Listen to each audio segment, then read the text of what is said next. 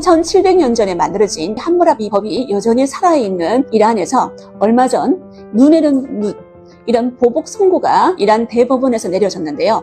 남녀 3명에 대해서 안구 적출형이 내려졌습니다. 196조에 보면 눈을 쳐서 빠지게 하였으면 그의 눈을 빼라 라고 적혀 있습니다. 그리고 197조에는요. 뼈를 부러뜨렸으면 그의 뼈를 부러뜨려라 라고 또 적혀 있습니다. 눈에는 눈, 이에는 이. 다 아시는 법전인 것 같습니다. 함무라비 법전 들어보셨죠? 세계 3대 법전이 있습니다. 첫 번째, 로마법 대전이 있습니다.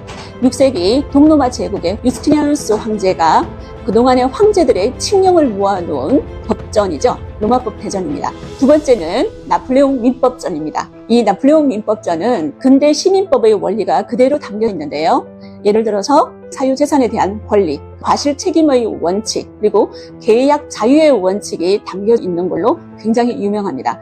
그리고 오늘 제가 여러분한테 들려드릴 이 함무라비 법전, 이 법전이 3700년 전에 만들어진 법전이거든요. 기원전 18세기 때 만들어진 법전입니다. 근데 이 법전이 아직까지 적용되고 있는 나라가 있습니다. 궁금하시죠? 그렇습니다. 이란입니다. 이 3700년 전에 만들어진 함무라비 법이 여전히 살아있는 이란에서 얼마 전 눈에는 눈, 이런 보복 선고가 이란 대법원에서 내려졌는데요. 남녀 3명에 대해서 안구 적출형이 내려졌습니다. 가해자가 피해자의 눈을 상하게 해가지고 실명을 하게 만들었거든요. 피해자의 가족이 원하면 눈에는 눈 보복이 이렇게 판결로 내려질 수 있다고 합니다. 그래서 이 가해자에게 안구를 적출하라는 형을 이란 대법원에서 내렸다고 합니다. 그리고 얼마 전에는 절도죄로 잡혀간 절도범한테 손목을 잘라라 라고 하는 선고가 내려졌다고 합니다. 21세기에도 여전히 3700년 전의 함무라비 법이 살아있다는 겁니다. 그러면 이 함무라비 법전은 어떤 배경에서 탄생되었는지 살펴보도록 하겠습니다. 함무라비 법전은 메소포타미아라는 지역에서 탄생되었는데요. 고대 그리스어로 메소는 중간이라는 뜻이고요. 포타는 강이라는 뜻입니다. 미아는 도시라는 뜻이겠죠. 그래서 두 강 사이에 있는 도시라는 뜻이 메소포타미아입니다. 이 메소포타미아는 미국의 고고학자 제임스 헨리 브레스테드에 의해 가지고 비옥한 초승달 지대로 알려져 있는데요. 비옥한 초승달 지대 들어보셨습니까? 이 비옥한 초승달 지대를 지도에서 살펴보도록 하겠습니다. 여기 왼쪽에 보면 이집트가 보이시죠? 이집트 나일강 하류에서부터 시작해가지고 오른쪽으로 가겠습니다. 이스라엘과 시리아, 팔레스타인 지역이죠. 이 지역과 이라크, 이란의 일부 지역이 비옥한 초승달 지대에 포함되어 있습니다. 이 비옥한 초승달 지대에서 세계 최초의 문명, 메소포타미아 문명이 탄생되었는데요. 여기에는 두 강이 흐르고 있습니다.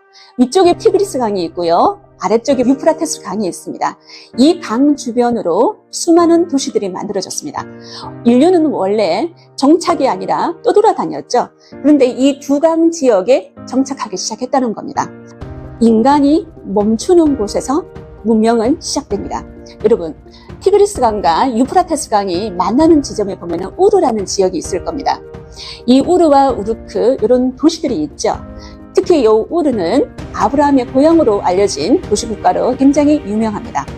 그리고 티그리스 강과 유프라테스 강이 만나는 이 메소포타미아 지역이 구약성서 창세기에 나오는 에덴 동산이라고 학자들이 입을 모으고 있습니다. 4대 문명을 보면은 강이 하나인 경우가 있죠. 그런데 이 메소포타미아 지역은 두 강이 흐르고 있습니다. 강 두 개가 불규칙적으로 홍수가 난다고 생각을 한번 해보십시오. 인간한테는 어쩌면 재앙이지 않을까요? 홍수가 잦았던 티그리스 강의 현재 모습을 여러분들은 보고 있는데요. 겁나 많은 이 두 강을 어떻게 인간은 컨트롤해냈을까요? 그렇습니다. 광계수로를 만들어서 이 물을 컨트롤해냈다는 거죠. 이 광계수로를 만들어냈기 때문에 메소포타미아 지역에 많은 도시 국가들이 만들어질 수가 있었습니다. 그리고 메소포타미아 지역은 굉장히 개방적인 지형입니다. 아시아, 아프리카, 유럽으로 다 통하는 길이죠. 그래서 외부로부터의 침략이 굉장히 잦았습니다. 전쟁이 잦았고요. 이 전쟁의 원인은 두 가지 이유인 경우가 굉장히 많았습니다. 우선 물이었고요. 두 번째는 진흙이었습니다. 이 진흙을 가지고 뭐를 할 수 있을까요? 그렇죠. 점토판을 만들 수가 있었습니다. 이 점토판에서 쓰레기 문자를 기록할 수가 있었다는 거죠. 이렇게 전쟁이 잦았다 그러면 여러분들은 감히 내세를 생각할 수 있을까요? 내세, 미래까지 내다볼 수 없겠죠. 그래서 이 사람들한테는 이 현세에서 살아남는 게 가장 중요했습니다. 항상 살아남게 해달라고 신에게 기도를 했죠. 이 바빌로니아의 수도가 바빌론이거든요. 바빌론에 가면은 지구라트라는 신전이 있습니다. 이 신전의 맨 꼭대기에 제사장이 올라가서 제물을 바쳐놓고 신에게 기도를 드리는 거죠. 이 지구라트를 자세히 보시면 사방이 계단으로 되어 있는 피라미드 구조입니다. 제사장이 쉽게 올라갈 수 있도록 이렇게 계단 형식으로 만들어진 신전이 지구라트라고 말씀드릴 수가 있겠습니다. 현세의 삶이 너무나 힘들었기 때문에 이 메소포타미아 지역에 있는 사람들은 항상 신에게 기도를 드리려고 했었죠. 그래서 제사장이 계단을 밟아서 꼭대기에 올라서 제물을 바쳐놓고 신에게 항상 기도를 드렸다고 알려져 있습니다. 인류 최초의 문자를 여러분들은 지금 보고 있습니다. 쐐기 문자입니다. 이 쐐기 문자는 쐐기 모양으로 만들어져 있다고 쐐기 문자인데요. 뼈나 갈대 줄기를 펜으로 삼아서 점토판 위에 적었습니다. 적고 난 다음에 불 한 번 더 구워냈습니다. 이 점토판 때문에 진흙이 굉장히 많이 필요했고요. 전쟁의 원인 중에서 이 진흙을 차지하고자 하는 욕망이 국가별로 있었다는 겁니다. 그래서 유목에서 농경사의 진입 후에 복잡한 이해관계가 충돌하는 경우가 굉장히 많아졌습니다. 이를 조정할 필요가 생겼겠죠. 그래서 법이 만들어졌다고 합니다. 인류 역사상 최초로 문자를 만들고 법을 제정해서 사회 통치 시스템을 정비했던 지역이 메소포타미아 지역입니다. 그래서 저는 감히 여러분들한테 말씀드릴 수 있습니다. 최초의 문명이 발생한 곳에 최초의 법이 만들어졌다. 그래서 문명은 곧 법이다. 함무라비 왕이 법전을 만든 이유 궁금하시죠? 그러면 함무라비 왕부터 한번 살펴보도록 하겠습니다. 이 함무라비 왕 시기에 메소포타미아 패권을 바빌로니아 왕국이 장악했는데요. 이 티그리스 강과 유프라테스 강 일대를 전부 다 전쟁으로 통일을 했던 이가 함무라비 왕이었습니다. 자그마치 35년 동안 전쟁을 했다고 알려져 있는데요. 35년 동안 전쟁을 하면서 이 주변 지역을 다 통일했다. 그러면 함무라비 왕은 이제부터는 이 백성들한테 평화와 행복을 안겨주고 싶겠죠. 이 바빌론은 수호신이 있습니다. 이 도시 바빌론의 수호신이 마르두크고요. 이 마르두크의 현신이 함무라비 왕이라고 생각하시면 될 것 같습니다. 고대 바빌로니아 제6대 왕이 함무라비 왕입니다. 이 함무라비 왕은 적을 향해 돌진하는 황소라고 불려졌고요. 신을 두려워하는 경건한 왕자라고 스스로를 칭했다고 합니다. 함무라비 왕은 검은 돌에 법문구를 새겨놓고 늘 이렇게 말했다고 합니다. 재판을 받으려는 자, 이 비문을 읽어라. 내가 그대들에게 법을 명백히 가르치고 그대들의 권리를 지켜줄 것이다. 그가 만든 법이 이 검은 돌기둥에 새겨져 있습니다. 검은 돌기둥에 새겨진 법전, 함무라비 법전인데요. 서문과 본문 282개조 그리고 결문으로 이루어진 2.25m의 법전입니다. 쐐기 문자를 씌워져 있고요. 이 282개조는 그동안의 판례를 모아놓았다고 생각하시면 될 것 같습니다. 그런데 이 검은 돌기둥을 넓은 제국 각지에 보내는 것은 물리적으로 굉장히 힘들 겁니다. 그래서 제국 각지로 보낼 때는 이런 점토판을 만들어서 보냈는데요. 바빌로니아 총독들이 지키도록 만들었습니다. 이 함무라비 법전에는 상당한 그리고 다양한 내용들이 적혀져 있는데요. 은닉에 대한 처벌 규정이라든지 결혼, 이혼, 상속, 입양, 그리고 임대료와 관련된 법률도 이 함무라비 법전에 포함되어 있습니다. 함무라비 법전의 13%는 사형 조항입니다. 사형이 이렇게 많이 포함되어 있는 이유는 이 지역에 당시에 감옥이 없었다는 거죠. 작은 죄도 사형시킬 수 있는 조건을 만들어냈습니다. 두 번째, 50%가 계약과 건축관계입니다. 당시에 상업활동 이런 부분들이 굉장히 고도화되어 있다는 것을 살펴볼 수 있습니다. 그리고 25%는 상속과 이혼, 친권 문제에 할애를 하고 있습니다. 가족관계법이라는 거죠. 함무라비 법전 검은 돌기둥의 제일 상부를 보시면 이런 그림이 보조로 새겨져 있습니다. 한쪽은 사마시 신이고 한쪽은 함무라비 왕인데요.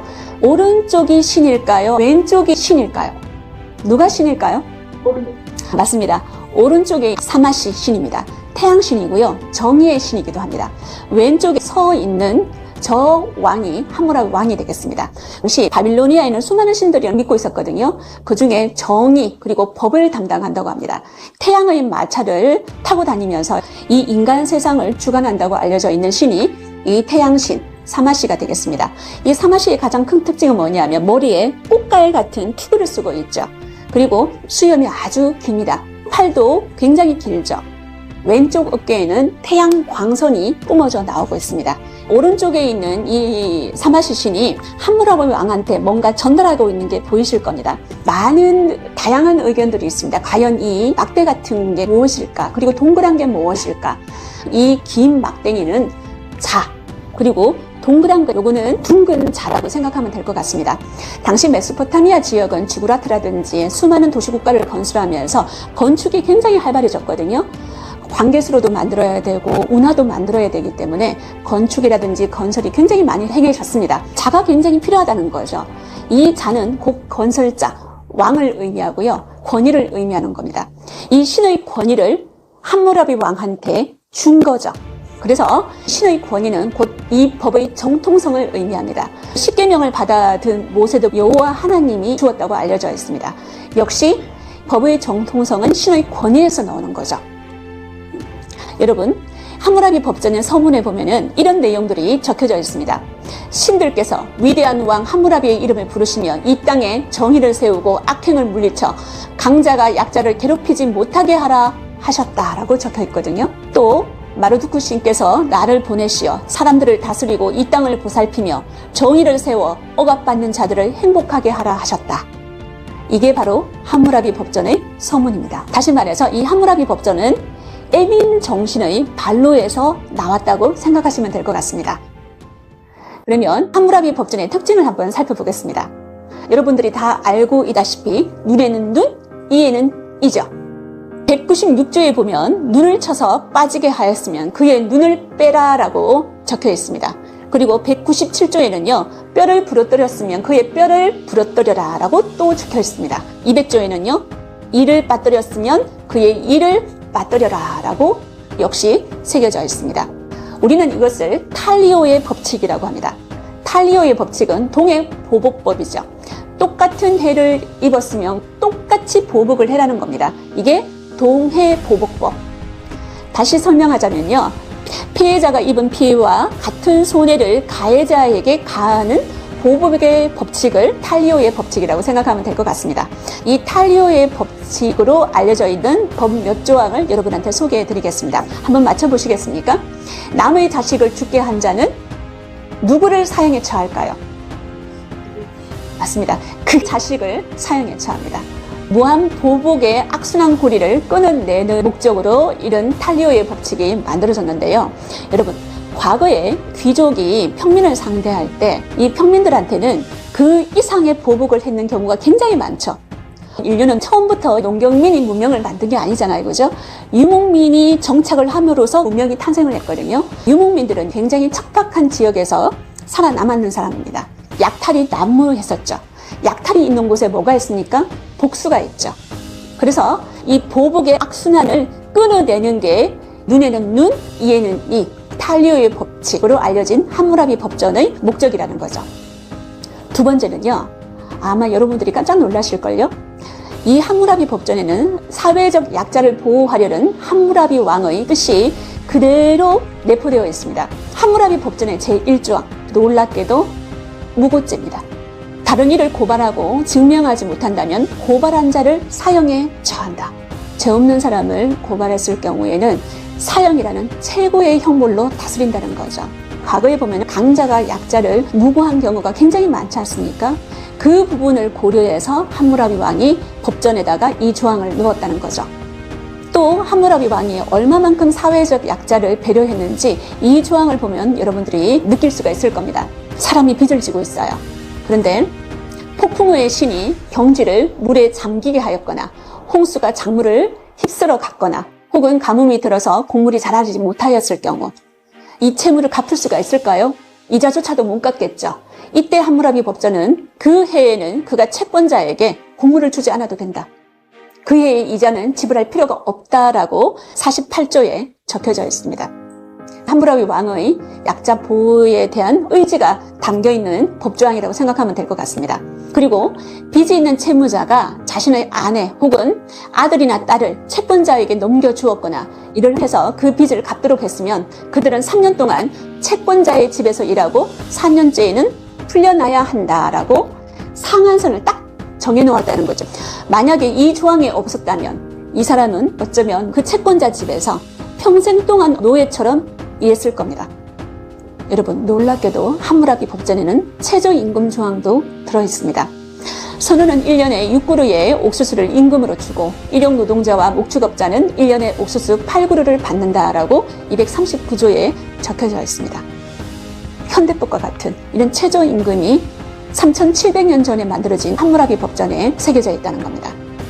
그리고 어떤 사람이 한 여자를 부인으로 취하되 계약을 체결하지 않으면 그 여인은 그 사람의 부인이 아니다. 여기에서 계약을 체결하지 않으면이라는 이 말이 내포하고 있는 것은 뭘까요? 혼인신고입니다. 혼인신고를 하지 않고 그 여인을 데리고 살 경우에는 어떤 법적 이득도 취하지 말라는 거죠.